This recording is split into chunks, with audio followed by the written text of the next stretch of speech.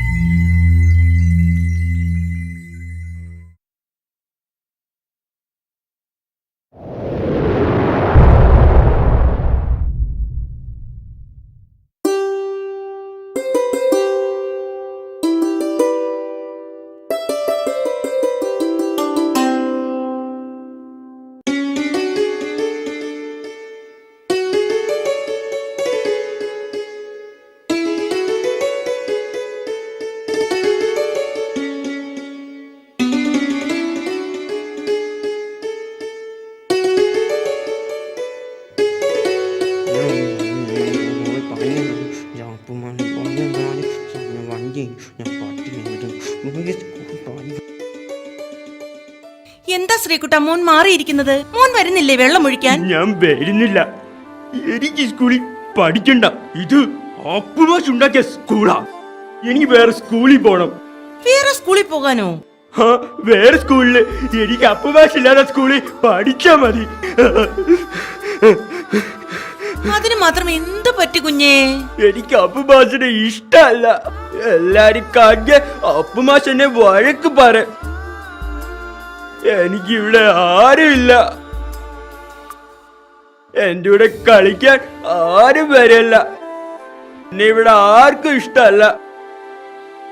ക്ലാസ്സിലെ കുട്ടികളൊക്കെ എന്നോട് മിണ്ടില്ല. ക്ലാസ്സിലെ പെൺകുട്ടികള് എന്നെ നോക്കി ചിരിക്കും. എനിക്കിവിടെ പഠിക്കണ്ട.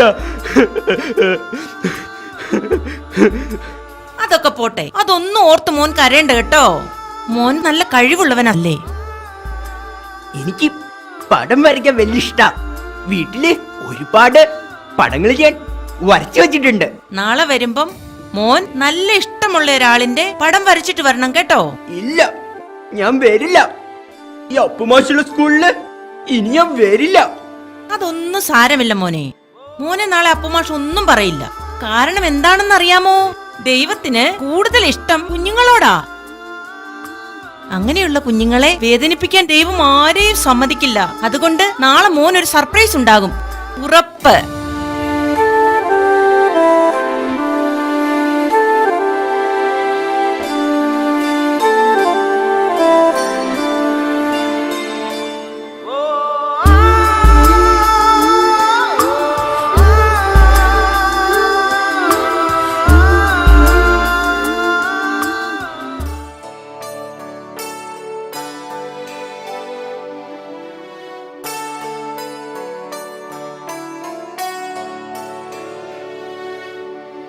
മോനി നീ എന്തെടുക്കിയ? അമ്മേ, ഇത് നോക്കിയേ, എങ്ങനുണ്ട്? എന്തിനാ മോനെ ബിന്ദു ടീച്ചറിന്റെ കരയുന്ന പടം വരച്ചത്? പടം കൊള്ളാമല്ലോ എന്ന് പറ. അയ്യോ, കൊള്ളം കൊള്ളം, നല്ല പടമാട്ടോ, മിടുക്കൻ.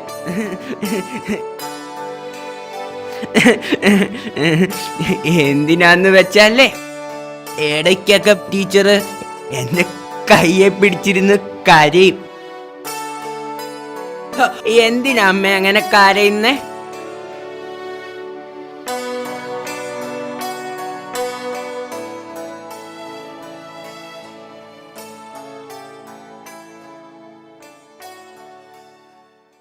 ആഹാ, വലിയേട്ടൻ ഈ വഴിയൊക്കെ ഓർമ്മയുണ്ടോ? അതെന്താടി കൊച്ചേ നീ അങ്ങനെ പറഞ്ഞത്?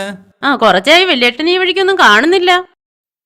പിന്നെ ഞാൻ വന്നത് ഒരു കാര്യം പറയാനാണ്. അതെനിക്ക് മനസ്സിലായി. ചുമ്മാ തന്നെ കാണാൻ വരേണ്ട കാര്യമില്ലല്ലോ ചേട്ടന്. ആ നമ്മുടെ ആതിരയ്ക്ക് ഒരു കല്യാണാലോചന. ആഹാ, എവിടുന്ന് ചേട്ടാ? കലഞ്ഞൂരിലെ ഗായത്രി ഗ്രൂപ്പിന്റെ മാനേജരാണ് പയ്യൻ. അവർക്ക് നമ്മുടെ കൊച്ചിനെ ഇഷ്ടമായോ? അവർക്ക് നമ്മുടെ കൊച്ചിനെ നന്നേ പിടിച്ചു. ഉം. ഈ വരുന്ന ഞായറാഴ്ച അവര് നമ്മുടെ വീട്ടിലേക്ക് വരും. അവര് വരുമ്പം നീയും ഉണ്ടാകണം. അതിനെന്താ ചേട്ടാ, ഞാൻ വരാം.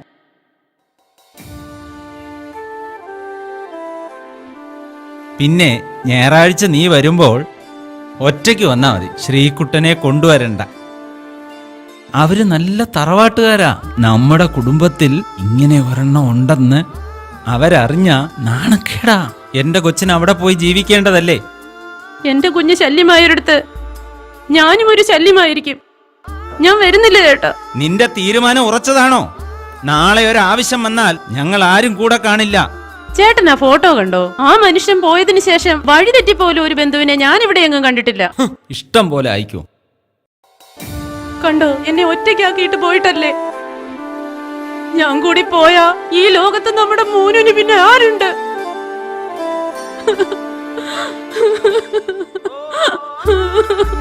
അമ്മ അമ്മ എന്തിനാ അമ്മ കരയുന്നേ?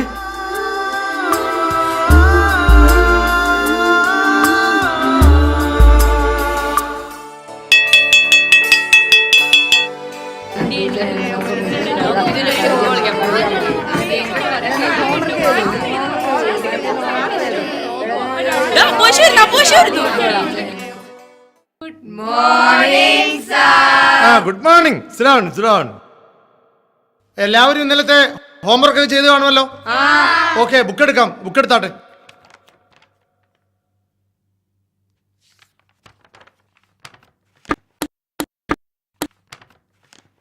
ശ്രീകുട്ട, നീ എന്താ കാണിക്കുന്നത്?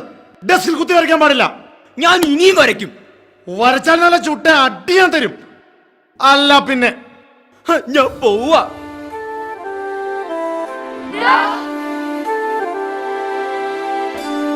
നിക്കണ അവിടെ. ഞാൻ പോവാ.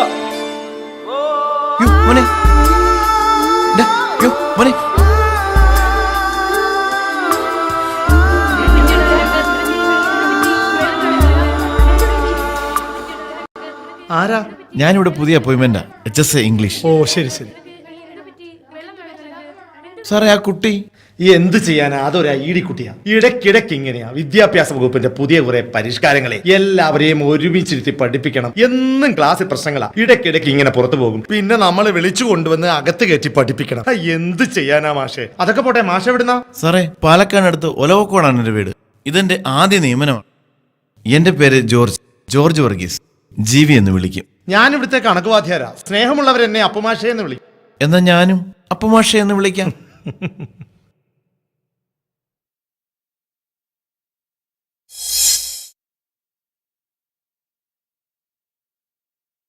എല്ലാവരുടെയും പേരിൽ പുതിയതായി വന്ന ജോർജ് വർഗീസ് സാറിനെ ഞാൻ സ്വാഗതം ചെയ്യുന്നു.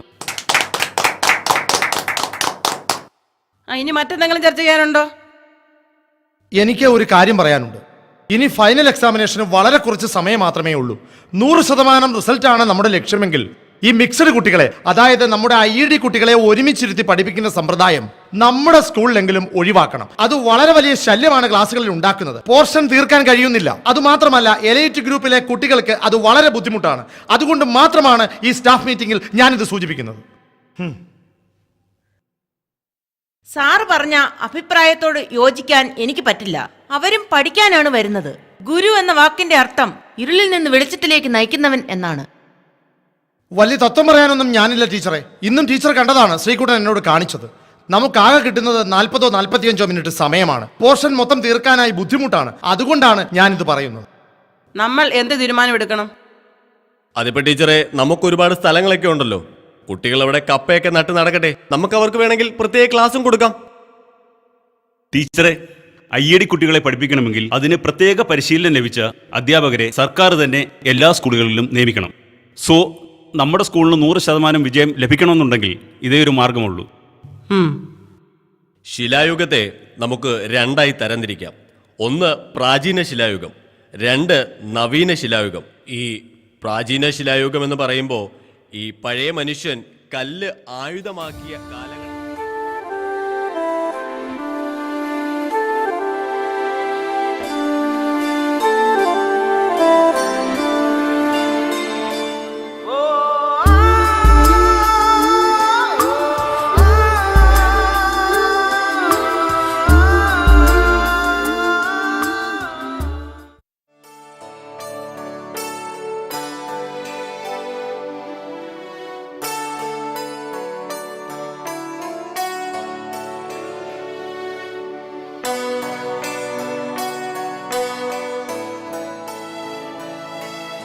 ആഹാ, എങ്ങനെയുണ്ട് സാറേ പിള്ളേരൊക്കെ? കുഴപ്പമില്ല ടീച്ചറെ, ഭംഗിയായിട്ട് പോകുന്നു. ഈ പീരീഡ് ഫ്രീ ആണ്. ഫ്രീ ആണ്.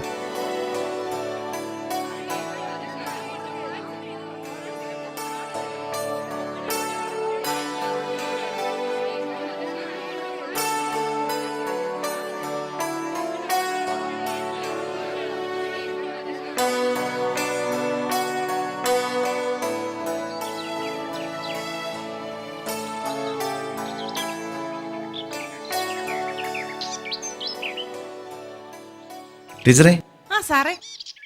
ടീച്ചറിന്റെ പേരെന്താ? ബിന്ദു. സാറിന്റെ പേര്? ജോർജ് വർഗീസ്. സ്ഥലം പാലക്കാടാണ്. ടീച്ചറിന്റെ വീട് എവിടെയാണ്? പത്തനംതിട്ടയ്ക്കടുത്ത് കൂടൽ എന്ന് പറയും. ടീച്ചർ ഇവിടെ എത്ര നാളായി? 17 വർഷം കഴിഞ്ഞു. ഈ കുട്ടികളെ ക്ലാസ്സിൽ പഠിക്കാൻ വിടാറില്ല ടീച്ചറെ? ഞാൻ വന്നപ്പോൾ മുതൽ ശ്രദ്ധിക്കുന്നു. ഈ കുട്ടികൾ ക്ലാസ് നടക്കുന്ന സമയത്ത് ഇങ്ങനെ പുറത്ത് പച്ചക്കറിയും പരിപാടിയൊക്കെ ആയിട്ട് നടക്കുന്നു. എന്താ സാറേ പറയുക? ഒരു ടീച്ചറിന് 5 കുട്ടികളെ പഠിപ്പിച്ചാൽ മതിയെന്ന് നിയമമുള്ളിടത്താണ് ഇവിടെ 60-ൽ പരം കുട്ടികളും ഞാനൊരു അധ്യാപികയും. ടീച്ചറിന് ഇത് റിപ്പോർട്ട് ചെയ്തുകൂടെ? സാറിനറിയാമോ, ഞാനിവിടെ പെർമനന്റ് അല്ല, ടെമ്പററി പോസ്റ്റാണ്. നമ്മുടെ ഈ സ്കൂളിൽ 58ഓളം ഭിന്നശേഷിക്കാരായ കുഞ്ഞുങ്ങൾ പഠിക്കുന്നുണ്ട്. പക്ഷെ ഇവരെ നോക്കാനോ പഠിപ്പിക്കാനോ ഒരു സ്കൂളിലും ട്രെയിൻഡ് ടീച്ചേഴ്സിന്റെ പെർമനന്റ് പോസ്റ്റ് ഇല്ല സാറേ. ഒരുപാട് പഠനത്തിന്റെ ഭാഗമായല്ലേ ഇവരെ ഈ ഓപ്പൺ സമ്പ്രദായത്തിലേക്ക് കൊണ്ടുവന്നത്? പിന്നെ എന്താ ഇങ്ങനെ? അതൊക്കെ ശരിയാണ്. പക്ഷെ ഈ കുട്ടികളിൽ ചിലർ പഠിക്കാൻ താല്പര്യമുള്ളവരാണ്. മറ്റു കുട്ടികൾ അവരെ കളിയാക്കുന്നു എന്നൊക്കെ പറഞ്ഞ് ക്ലാസ്സിൽ പോകാൻ താല്പര്യം കുറവാണ്. ചിലർ ക്ലാസ്സിൽ ശല്യമാണെന്നും പറഞ്ഞ് അപ്പുമാഷിനെ പോലെയുള്ളവർ ഇവരെ ക്ലാസ്സിൽ നിന്നും പുറത്താക്കുന്നു. ഇവരുടെ പേരൻസ് ഇതിനൊന്നും കംപ്ലൈന്റ് ചെയ്യില്ലേ?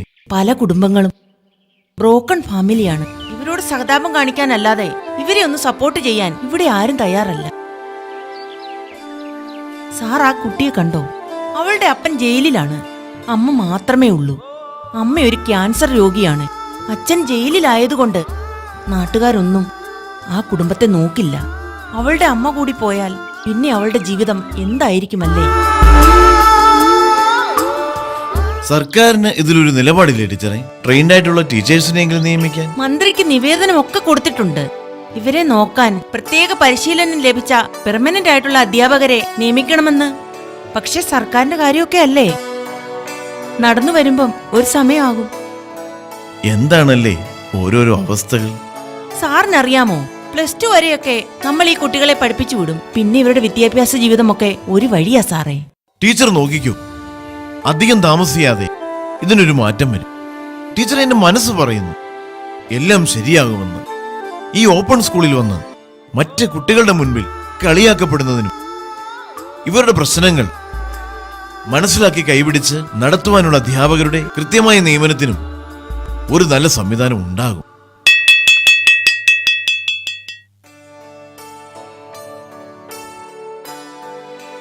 കുഞ്ഞുങ്ങളെ, എല്ലാവർക്കും സുഖമാണോ? നിങ്ങൾക്ക് കഥ കേൾക്കാൻ ഇഷ്ടമാണോ? ഒരിടത്തൊരു പയ്യനുണ്ടായിരുന്നു. അവന് സ്വന്തമായി അമ്മ മാത്രമേ ഉള്ളായിരുന്നു. പാവം അവന്റെ അമ്മ അവനെ അടുത്തുള്ള സ്കൂളിൽ ചേർത്തു. അവിടെയുള്ള അധ്യാപകർക്ക് അവനെ അവിടെ പഠിപ്പിക്കാൻ ഇഷ്ടമല്ലായിരുന്നു. കാരണം എന്താണെന്നറിയാമോ? അവൻ കുസൃതിയായിരുന്നു.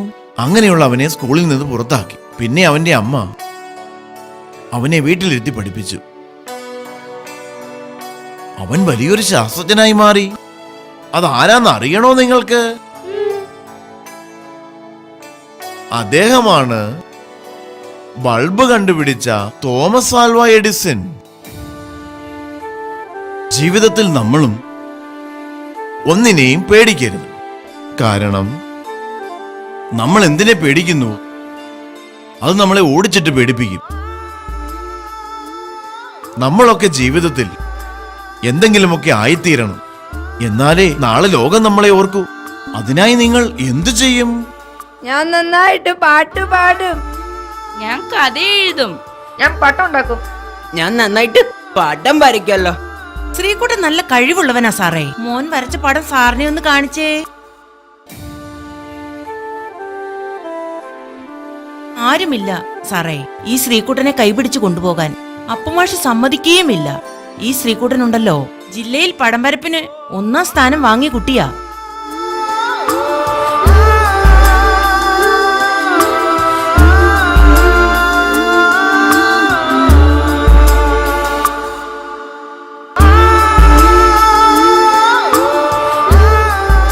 ഭിന്നശേഷി കുട്ടികളുടെ സംസ്ഥാനതല കലാമത്സരം വരികയാണ് അടുത്ത ആഴ്ചയിൽ. പക്ഷേ ഒരു പെർമനന്റ് അധ്യാപിക ഇല്ലാതെ സ്കൂളിൽ നിന്ന് പോകാൻ പറ്റില്ല. ഞാൻ കൊണ്ടുപോയിക്കൊള്ളാം ഇവരെ. പക്ഷെ പെർമനന്റ് ടീച്ചേഴ്സ് ആരും വില്ലിങ് അല്ല കൂടെ വരാൻ. പാവം, അവന്റെ വിഷമം ആര് കാണാൻ?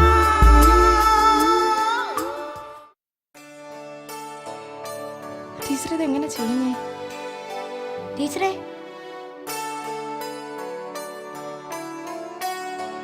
ടീച്ചറെ എങ്ങനെയുണ്ട് സാറേ കുട്ടികൾ? നന്നായി പോകുന്നു ടീച്ചറെ. സാറിന്റെ കുട്ടികൾക്കൊക്കെ ഒത്തിരി ഇഷ്ടമായി കേട്ടോ. ടീച്ചർ, ഞാൻ വന്നത് ഒരു കാര്യം പറയാനാണ്. എന്താ സാറേ? ടീച്ചറെ, നമ്മുടെ ഭിന്നശേഷിക്കാരുടെ ദിനാചരണത്തോടനുബന്ധിച്ച് സംസ്ഥാനതല ചിത്രരചനാമത്സരം വരികയാണ് അടുത്ത ആഴ്ച. ശ്രീകുട്ടൻ ഉണ്ടല്ലോ, അവൻ നന്നായിട്ട് പടം വരയ്ക്കും. അവനെ അതിലൊന്ന് പങ്കെടുപ്പിച്ചാൽ കൊള്ളാമെന്നുണ്ട്. സാറേ, അവന്റെ പേരൻസ് ഒക്കെ വില്ലിങ് ആണോ? ഞാൻ സംസാരിച്ചു, അവന്റെ അമ്മയ്ക്ക് പ്രശ്നമൊന്നുമില്ല. പിന്നെ ബിന്ദു ടീച്ചറും വരാമെന്ന് സമ്മതിച്ചിട്ടുണ്ട്. സാറിന് അത്ര ഉറപ്പാണെങ്കിൽ ഓക്കെ കൊണ്ടുവയ്ക്കൂ. Thank you teacher. ശരി സാർ. പുതുതായി വന്നതിന്റെ ആവേശമാ. അവനെ കൊണ്ടുപോയിട്ട് എന്തോ കിട്ടാനാ? മോട്ടയിട്ട് തിരിച്ചു വരുമോ, അല്ലാതെന്താ?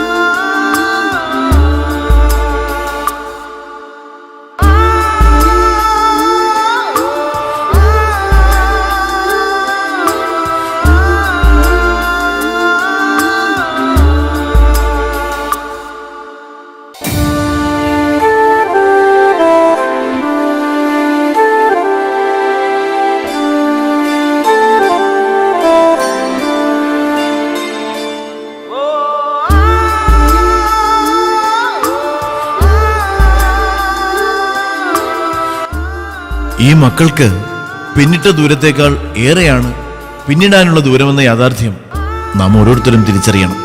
സഹതാപം മാത്രമല്ല, കൈപിടിക്കാനും പരിലാളിക്കാനും എന്തിനേറെ ഈ നിഷ്കളങ്ക മനസ്സുകളെ തിരിച്ചറിഞ്ഞ് പ്രോത്സാഹിപ്പിക്കാനും ആളുണ്ടാകണം. ആ ചിന്തകൾക്ക് വഴിത്തിരിവാകട്ടെ സമക്ഷം. നാളത്തെ ഇവരുടെ ജീവിതം എങ്ങനെ എന്ന ചോദ്യത്തിനു മുമ്പിൽ അങ്കലാപ്പോടെ പകച്ചു നിൽക്കുകയാണ് ഭിന്നശേഷിയുള്ള വിദ്യാർത്ഥികളുടെ മാതാപിതാക്കൾ. മകനോ മകളോ പ്രത്യേക പരിഗണന അർഹിക്കുന്നവരായി പോയതിൽ പരിതപിക്കുന്നവരുണ്ട്. ആ മാതാപിതാക്കളുടെ ആശങ്ക അകറ്റാൻ പൊതുസമൂഹത്തിൻ്റെ പിന്തുണ വേണം. ഭരണകർത്താക്കളുടെ ഉറച്ച തീരുമാനം വേണം. അവസരങ്ങൾ നഷ്ടപ്പെട്ടവരെ കരുതുക എന്നതാണ് നമ്മുടെ സമൂഹത്തിൻ്റെ പ്രധാനപ്പെട്ട ഉത്തരവാദിത്തം. എൻ്റെയും നിങ്ങളുടെയും ഉത്തരവാദിത്തം അതാണ്. അവരെ കരുതാം, അവരെ സംരക്ഷിക്കാം, അവരെ സ്നേഹിക്കാം, അവരെ പൊതുസമൂഹത്തിൻ്റെ ഭാഗമായി കൊണ്ടുവരണം. അതിനുവേണ്ടി ഞാനും നിങ്ങളും ഈ സമൂഹവും അശ്രാന്ത പരിശ്രമം നടത്തണം. കഴിയുന്നതെല്ലാം ചെയ്യണം. അതാണ് നമ്മുടെ കടമ. അത് നമുക്ക് നിർവഹിക്കാം. സ്നേഹപൂർവ്വം കെ ബി ഗണേഷ് കുമാർ.